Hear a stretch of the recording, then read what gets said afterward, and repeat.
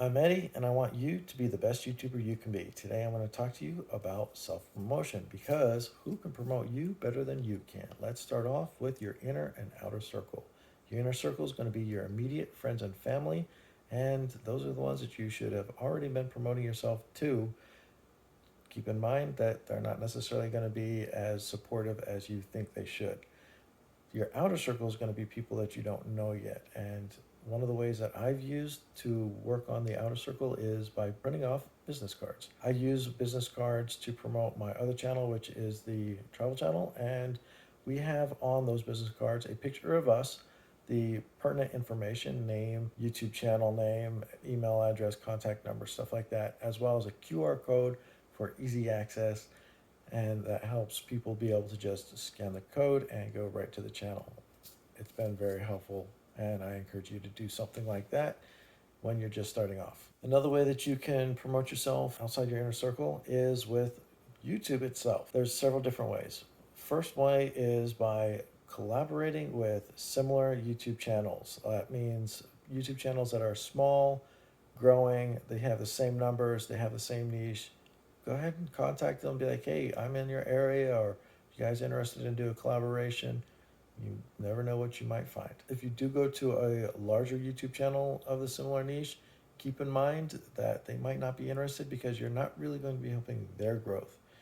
They will help your growth a lot. It doesn't necessarily help them out because they're already bigger than you. Your small amount of YouTube audience won't necessarily impact their large amount. When you leave a comment in the comment section, it kind of gets lost in the comments unless you're actually saying something in there that is going to attract their attention and really bring positivity and growth for them. The last part of YouTube is letting YouTube do YouTube. YouTube really wants to grow and they want you to grow also. What YouTube will do is promote your channel in the right places on YouTube. Feel free to let them do that. Social media sites, we're going to go through those real quick, starting with Facebook. Facebook and Twitter, I kind of put in the same category. I use them sparingly and cautiously. The reason for that is because you don't necessarily have the right kind of audience you're looking for in those social media sites. Facebook and Twitter have also been in the news a lot lately, and not necessarily for positive things. It's been a lot of negative news. Also, keep in mind those programs promote a lot of sub for sub. Don't ever do that. It's always bad. It does not work. And you want to be cautious about having people who are angry on those types of programs. You don't want to have angry people on your YouTube channel. Positivity brings positivity. So look for positive people. I don't really use Snapchat a lot. Snapchat is designed to have friends and family, your inner circle, see what you're doing, as well as people that are within the same neighborhood that you're in. So it doesn't really help your channel grow. Instagram is a great way to go.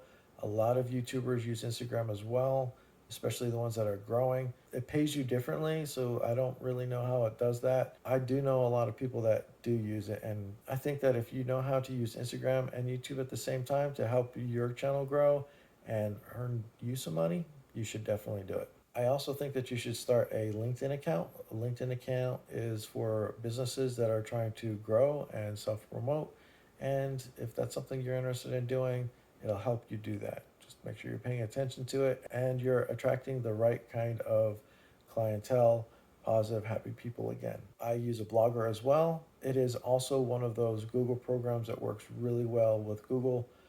It helps me keep track of my videos and descriptions and ties it all together. Pinterest is a great program if you're doing something that's very crafty. I have looked into using Pinterest a couple of times. Since it's a travel channel and not a crafty channel, doesn't really fit my needs. Same thing goes for TikTok. If you're into fashion, if you're into dancing, if you're into athletic stuff, TikTok is a good thing to self-promote. It doesn't really have much in the way of travel channels, so that's not something I'm really interested in, and I don't really use it.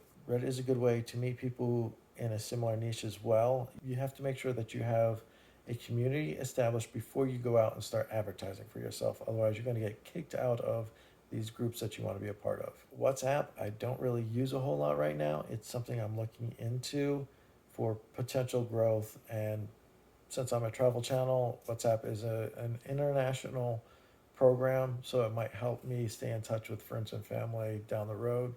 But like I said, I don't use it right now. Community. Make sure that you're establishing a community in all of these social media sites and outside your inner circle by talking to people as if they are right there with you in the room. It really makes a difference. And finally, I'm going to reemphasize that YouTube really knows what YouTube is doing. So let YouTube do YouTube and help you grow. Make sure you're following the community guidelines and doing what you're supposed to be doing.